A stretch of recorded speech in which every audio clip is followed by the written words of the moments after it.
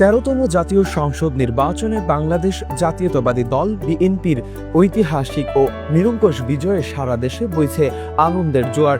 বিশেষ করে সিরাজগঞ্জ 1 কাজীপুর আসনে বিপুল জনসমর্থন নিয়ে বিজয়ী হয়েছেন জননেতা সেলিম রেজা। এই বিজয় শুধু একজন প্রার্থীর নয়, এটি গাজীপুরের সাধারণ মানুষের অধিকার পুনরুদ্ধারের বিজয়, প্রত্যাশা আর পরিবর্তনের বিজয়। বিজয়ের পরপরই গাজীপুরে সৃষ্টি হয় এক আবেগঘন পরিবেশ।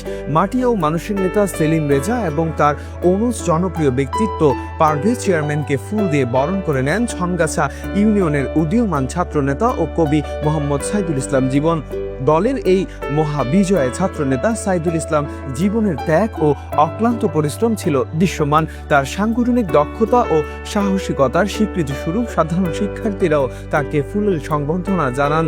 তৃণমূল থেকে উঠে আসা এই নেতৃত্বই আগামী দিনের বিএনপির প্রাণশক্তি, এমনটাই বলছেন স্থানীয়রা। এই বিজয় একদিনে আসেনি, এর পেছনে রয়েছে ত্যাগ ও আদর্শের দীর্ঘ পথ চলা। শহীদ রাষ্ট্রপতি জিয়াউর রহমান, যার আদর্শ আজও দলের প্রেরণা, দেশনেত্রী খালেদা জিয়া, যার আপসহীন নেতৃত্ব কর্মীদের সাহস জুগিয়েছে বছরের পর বছর, এবং দেশনায়ক তারেক রহমান, যার দিক নির্দেশনা ও নেতৃত্বে দল অর্জন করেছে এই গৌরবময় বিজয়।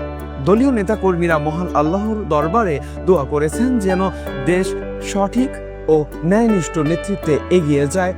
নবনির্বাচিত সংসদ সদস্যরা যেন সততা ও নিষ্ঠার সঙ্গে জনগণের সেবা করতে পারেন।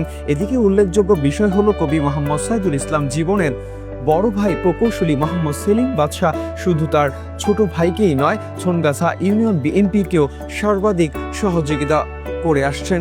দীর্ঘ 15 বছর ধরে তিনি অর্থ, মেধা ও সময় দিয়ে দলীয় কার্যক্রমে গুরুত্বপূর্ণ ভূমিকা রেখে চলেছেন।